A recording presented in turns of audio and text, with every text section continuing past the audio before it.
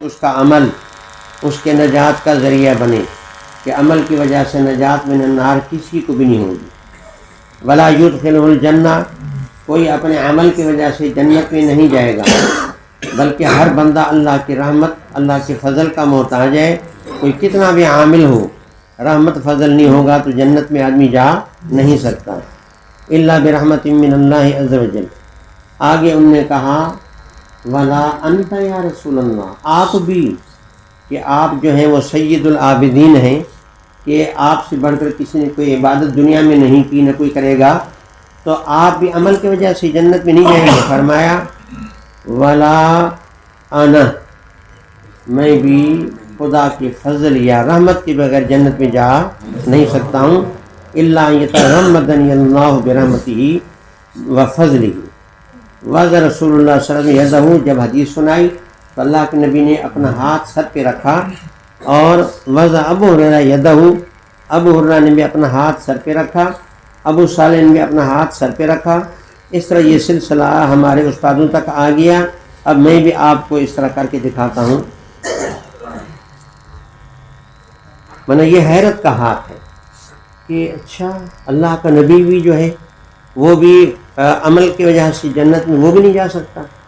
ساری دنیا سید الانبیاء بھی اس معاملے میں اللہ کے فضل رحمت کا محتاج ہے، تو اس لیے اللہ کے نبی نے اپنا ہاتھ یوں رکھا، تو ہر استاد نے ہاتھ اس طرح رکھا۔ میں نے بھی آپ کو ہاتھ رکھ کر کے دکھایا۔ اب اسی تسلسل کے ساتھ آپ تمام حضرات کو اجازت ہے۔ آگے ہے مسلسل بوضع ید علی الکتف، تو اس میں ہر استاد نے شاگرد کے مونڈھے پر ہاتھ رکھا ہے، اور اسی تسلسل کے ساتھ یہ روایت ہم تک پہنچی ہے۔ اب میں آپ کو سناتا ہوں کہ یہ بھی ہمارے مشائخ سے، ان کو یاسین فادانی سے ملی۔ وضع یدہ علی کتفی ان شیخ عمر حمدان مارسی، اس طرح یہ سند چلی گئی علی بن ابی طالب کرم اللہ وجہہ تک۔ یحدث ویدہ علی کتف صاحبہ قال اخبرنی حبیبی صلی اللہ علیہ وسلم ویدہ علی کتفی، کہ اللہ کے نبی نے جب مجھے حدیث سنائی تب انہوں نے بھی اپنا ہاتھ میرے مونڈھے پہ رکھا۔ قال سمعت جبرائیل علیہ السلام وید علی کتفی، کہ حضرت جبرائیل کا بھی ہاتھ میرے مونڈھے کے اوپر تھا۔ اور آگے قال سمعت اسرافیل علیہ السلام ویدہ علی کتفی یقول سمعت الکلم یقول سمعت النو یقول سمعت اللہ عز وجل فوق العرش یقول للشیء کن فلا یبلغ الکاف النون الا ویکون الذی یکون۔ تو فرمایا کہ جب اللہ چاہتا ہے کسی کام کے کرنے کو تو پھر یہ ہے کہ خدا کن کا حکم دیتا ہے، اب کاف نون سے نہیں ملتا مگر اس سے پہلے وہ کام ہو جاتا ہے۔ تو یہ جو روایت ہے اس میں حدیث کے سنانے کے بعد جو ہے پھر ہر استاد نے اپنے شاگرد کے مونڈھے پہ ہاتھ رکھا ہے، اور اس طرح ہمارے استادوں نے میرے مونڈھے کے اوپر بھی ہاتھ رکھا تھا۔ تو یہ کرنا پڑے گا، آپ ترتیب سے آئیں، اور اس حدیث کی بھی میں نے تمام حضرات کو اجازت دے دی۔ ہمیں پڑھنا سکھاتے ہیں، ہمیں لکھنا سکھاتے ہیں، وہی استاذ یعنی جو ہمیں جینا سکھاتے ہیں۔ ہمیں پڑھنا سکھاتے ہیں، ہمیں لکھنا سکھاتے ہیں، وہی استاذ یعنی جو ہمیں جینا سکھاتے ہیں۔ ستم کی آندھیوں سے رنگ جو غم کے تیز دھاروں سے، ستم کی آندھیوں سے رنگ جو غم کے تیز دھاروں سے، وہی ہے جو مصائب سے ہمیں لڑنا سکھاتے ہیں۔ ہمیں پڑھنا سکھاتے ہیں، ہمیں لکھنا سکھاتے ہیں، وہی استاذ یعنی جو ہمیں جینا سکھاتے ہیں۔ خدا پر دین پر پیار نبی ماں باپ بچوں پر خدا پر دین پر پیارے، نبی ماں باپ بچوں پر وہی ہے جو وطن کے نام پر مرنا سکھاتے ہیں، ہمیں پڑھنا سکھاتے ہیں، ہمیں لکھنا سکھاتے ہیں، وہی استاد یعنی جو ہمیں جینا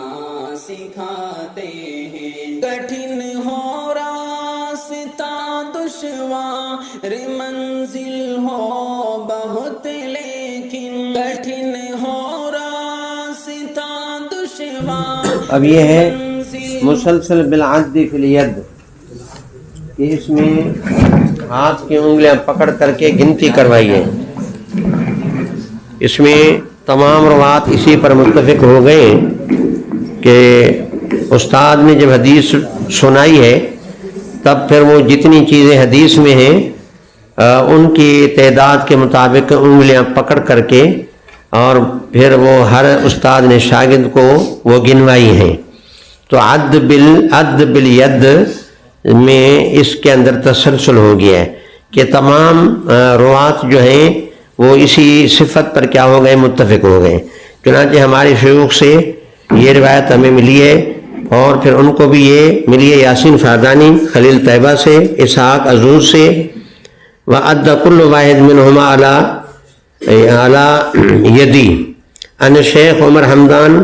یہ اسی تسلسل کے ساتھ یہ سند چلی گئی، اور یہ علی بن حسین بن علی بن ابی طالب وقال لی ادہن فی یدی ابی علی بن ابی طالب رضی اللہ تعالیٰ وقال لی ادہن فی یدی رسول اللہ صلی اللہ علیہ وسلم، وقال رسول اللہ صلی اللہ علیہ وسلم ادہن فی یدی جبریل علیہ السلام، وقال جبریل ہاکذا نزلت بہن من عند رب العزت جل وعلا۔ وہ آگے حدیث میں دراصل یہ سند، اسی سند کے ساتھ ایک درود آیا ہے، اس درود میں اللہ کے نبی کے لیے 5 دعائیں ہیں۔ تو اس حدیث کو سنانے کے بعد ہر استاد نے پھر ان کو اپنے شاگرد کو انگلیوں پر یعنی ان کو گنوایا ہے۔ وہ درود آپ اس کو پڑھتے بھی رہیں، کیونکہ اسی سند کے ساتھ ابھی اجازت کے ساتھ آپ کو مل رہا ہے۔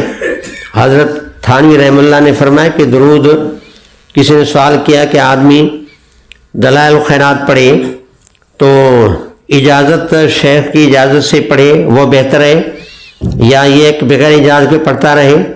فرمایا کہ ثواب تو ہر صورت میں ملے گا، لیکن اگر شیخ کی اجازت سے پڑھے تو اس کے برکات اور بھی زیادہ ہیں، اس کے اثرات زیادہ ہوتے ہیں۔ تو اس حوالے سے میں کہہ رہا ہوں کہ یہ جو درود شریف ہے آپ کو یعنی ایک تسلسل کے ساتھ اجازت کے ساتھ چونکہ مل رہا ہے، لہٰذا اس کو بھی اگر اپنے معمولات میں آپ شامل کریں تو بہتر ہے۔ وہ درود شریف یہ ہے، اب آپ غور سے سنیں۔ اللہم صلی علی محمد وعلی آل محمد کما صلیت علی ابراہیم وعلی آل ابراہیم انک حمید مجید، یہ ایک ہو گیا۔ آگے اللہم بارک علی محمد وعلی آل محمد کما بارکت علی ابراہیم وعلی آل ابراہیم انک حمید مجید۔ 2، تیسرا یہ کہ اللہم ترحم علی محمد وعلی آل محمد کما ترحمت علی ابراہیم وعلی آل ابراہیم انک حمید مجید، یہ 3۔ چوتھا اللہم تحنن علی محمد وعلی آل محمد کما تحننت علی ابراہیم وعلی آل ابراہیم انک حمید مجید، یہ 4۔ 5واں اللہم سلم علی محمد وعلی آل محمد کما سلمت علی ابراہیم وعلی آل ابراہیم انک حمید مجید۔ تو یہ 5 ہو گئے۔ تو دراصل یہ درود ہے اور یہ ایک عمل ہے، اور یہ عمل اجازت سے آیا ہے، اور اس میں ہر استاد نے جب حدیث یہ سنائی ہے تو شاگرد کو یہ یاد کروانے کی خاطر جو ہے، چونکہ اس میں 5 دعائیں اللہ کے نبی کے لیے ہیں، تو پھر ان کے ہاتھ پکڑ کر کے اس کو گنتی کروائی ہے۔ تو چونکہ ہمارے شیخ نے بھی ہمارے ہاتھ پکڑ کر کے اس کی گنتی کروائی تھی، اور اسی کے ساتھ یہ روایت ہم تک پہنچی ہے، لہٰذا آپ ترتیب سے آئیں، اور اس طرح یہ معاملہ میں کرتا جاؤں، اور اس کی بھی میں نے آپ کو اجازت دے دی۔ بہت لیکن وہی ہر حال سکھاتے ہیں، ہمیں پڑھنا سکھاتے ہیں، ہمیں لکھنا سکھاتے ہیں، وہی استاد یعنی جو ہمیں جینا سکھاتے ہیں۔ اداسی کے سمندر میں اگر ہم ڈوب جائیں تو، اداسی کے سمندر میں اگر ہم ڈوب جائیں تو، وہی پھر عزم و ہمت سے ہمیں چلنا سکھاتے ہیں، ہمیں پڑھنا سکھاتے ہیں، ہمیں لکھنا سکھاتے ہیں، وہی استاد یعنی جو ہمیں جینا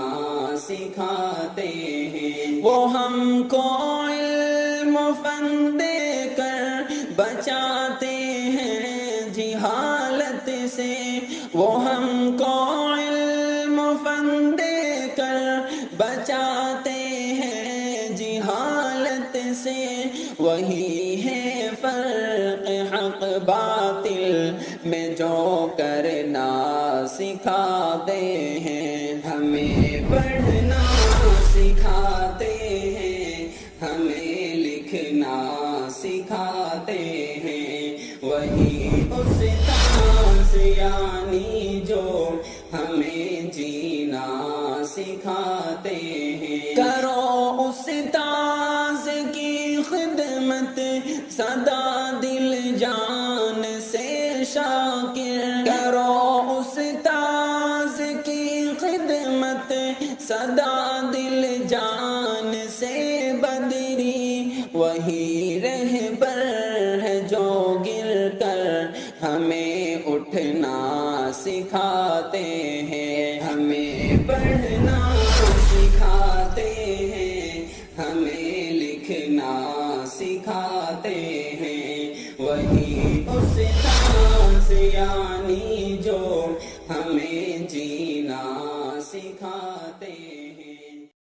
ہو بہت لیکن وہی ہر حال میں آگے ہمیں پڑھنا سکھاتے ہیں، ہمیں پڑھنا سکھاتے ہیں، ہمیں لکھنا سکھاتے ہیں، وہی استاد یعنی جو ہمیں جینا سکھاتے ہیں۔ اداسی کے سمندر میں اگر ہم ڈوب جائیں تو، اداسی کے سمندر میں اگر ہم ڈوب جائیں تو، وہی پھر عزم و ہمت سے ہمیں چلنا سکھاتے ہیں، ہمیں پڑھنا سکھاتے ہیں، ہمیں لکھنا سکھاتے ہیں، وہی استاد یعنی جو ہمیں جینا سکھاتے ہیں۔ وہ ہم کو علم و فن دے کر بچاتے ہیں جہالت سے، وہ ہم کو علم و فن دے کر بچاتے ہیں جہالت سے، وہی ہے فرق حق باطل میں جو کرنا سکھاتے ہیں، ہمیں پڑھنا سکھاتے ہیں، ہمیں لکھنا سکھاتے ہیں، وہی استاد یعنی جو ہمیں جینا سکھاتے ہیں۔ کرو ایک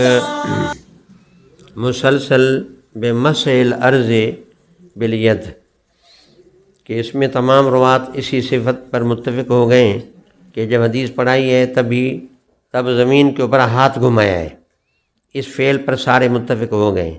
چنانچہ مجھے شیوخ سے یہ روایت ملی ہے اور اس میں ان کو یاسین فادانی سے، اسحاق عزوز سے، شیخ خلیل طیبہ سے ملی ہے۔ ہر استاد نے جب حدیث سنائی تبھی اپنا ہاتھ زمین پر گھمایا، اور اسی سلسلے اس طریقے سے یہ شیخ عمر حمدان مارسی سے یہ سند چلی گئی یعنی ابو قتادہ تک۔ قلت لأبی قتادہ رضی اللہ تعالیٰ عنہ ما لک لا تحدث عن رسول اللہ صلی اللہ علیہ وسلم کما یحدث الناس، باقی ساری دنیا اللہ کے نبی سے حدیثیں بیان کر رہے ہیں، آپ اس طرح حدیث بیان کیوں نہیں کرتے؟ فقال، میں نے اللہ کے نبی سے یہ الفاظ سنے تھے، اب میں ڈر گیا ہوں۔ وہ الفاظ یہ کہ من کذب علی متعمدن فلیعد لجنبہ مضجعا من النار، کہ جو جھوٹی بات میرے طرف منسوب کرے گا تو پھر اپنے لیے جہنم کا بستر تیار کر لے۔ فجعل رسول اللہ صلی اللہ علیہ وسلم یقول ذالک، یہ الفاظ زبان سے کہہ رہے تھے، ساتھ میں زمین کے اوپر ہاتھ گھما رہے تھے۔ ابو قتادہ نے بھی ایسا کر کے دکھایا جیسے اللہ کے نبی نے زمین پر ہاتھ گھمایا، اور اس طریقے سے اسید نے ایسا کیا جیسا ابو قتادہ نے کیا۔ اس طرح ہر استاد اس طرح کرتا آیا اور یہ اسی تسلسل کے ساتھ مجھ تک پہنچا، لہٰذا اب میں بھی اب آپ کے سامنے اس طرح کر کے دکھاتا ہوں، اور میں نے آپ کو اس کی اجازت بھی دی۔ دل جدائی کا غم کھا رہا ہے، بہت محنتی نیک ہمدرد مشفق مربی و محسن تھے استاد میرے، خدا کی زمین پر خدا کی طرف خدا کی عطا ہے یہ استاد میرے، میں قربان پھر ان پہ کیوں کر نہ جاؤں، مجھے ان سے در سے محبت ملا ہے۔ یہ ختم بخاری کی پر نور محفل، مگر دل جدائی کا غم۔ پھر اس کے بعد آگے ہے مسلسل بے عزیز سبابہ، اپنی سبابہ کو چک لگانا۔ تو اس میں ہر استاد نے جو حدیث یہ بیان کی ہے تب سبابہ کو چک لگا کے کر کے دکھایا اپنے شاگرد کے سامنے۔ تو یہ ہمارے شیخ کو یہ روایت ملی ہے علوی عباس مالکی سے، محمد یاسین فادانی 2 خلیل طیبہ سے، تینوں استادوں نے ہمارے شیخ کو یہ حدیث سنائی۔ وَعَزَّ كُلُّ وَاحِدٍ مِّنْهُمَا عَلَىٰ صَبَابَتِهِ، ان شیخ عمر حمدان مارسی اسی تسلسل کے ساتھ یہ روایت چلی گئی ابو الاحوص تک، اور وہ عبداللہ بن مسعود رضی اللہ تعالیٰ عنہ سے فی قولہ عز وجل فردوا ایدیہم فی افواہہم وعز علی اصبعہ السبابہ وہکذا عز کل واحد من الرواة علی اصبعہ السبابہ حتی شیخنا لما اخبرنا بہ عز علی سبابتہ الیمنی وہا انذا عاز علی سبابتی، کہ انبیاء علیہ السلام جب اپنی امتوں کے پاس ان کی مصلحت، ان کی بھلائی اور ان کی دونوں جہانوں کی کامیابی کا پیغام لے کر کے آئے تو انہوں نے بجائے اس کے کہ اس کا قدر کرتے، خدا کی اسی نعمت کا شکر کرتے لیکن اور حق بات کو قبول کرتے، لیکن اس کے بجائے انہوں نے کیا کیا کہ اپنا ہاتھ ان کے منہ پر ہاتھ رکھا، یوں منہ پہ ہاتھ رکھا کہ ہمارے ساتھ باتیں نہ کرو۔ اللہ نے اس کا ذکر قرآن میں کیا فردوا ایدیہم فی افواہہم، کہ اپنا ہاتھ اٹھا کر کے منہ میں کیا، یعنی جس کا معنی گویا کہ یوں ہے کہ بس اپنا منہ بند کرو، ہمارے ساتھ بات نہ کرو۔